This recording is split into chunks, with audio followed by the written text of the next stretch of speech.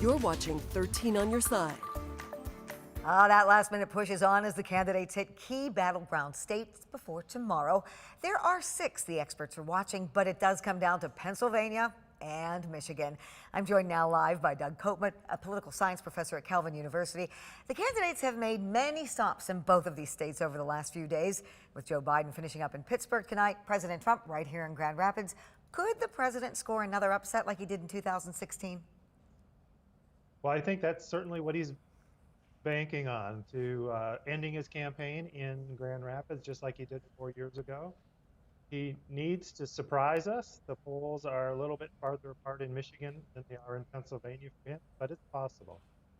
What about Pennsylvania? Because as you say, it's a little closer there. What could happen in PA? Well, the first thing that's going to happen in PA that seems to be tightening. Both Biden and Harris have spending more time in Pennsylvania the last couple of days. You've seen a poll a couple of days ago that had essentially even again. The thing about Pennsylvania is that we're not likely to know for a while. They have permission to count ballots that come in if they're postmarked by Election Day a few days later. And so there's a lot that we could not know about Pennsylvania for, say, a week to 10 days after the Election Day. We'll have a decent idea, but we'll certainly not have full totals. All right, so many eyes are on the U.S. Senate races, too, in our country. How about the race between Gary Peters and John James? Peters started to take the lead last week.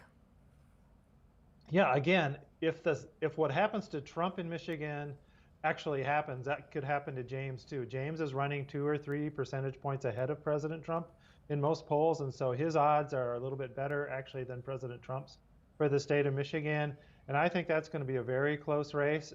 Peters does look to be somewhat ahead, but again, if there's that last-minute surge of voters for Trump going to the polls tomorrow, that will help John James for sure. Thank you to our expert political science professor Doug Copeman from Calvin University, and we will see you again tomorrow. We'll be talking a lot tomorrow as well.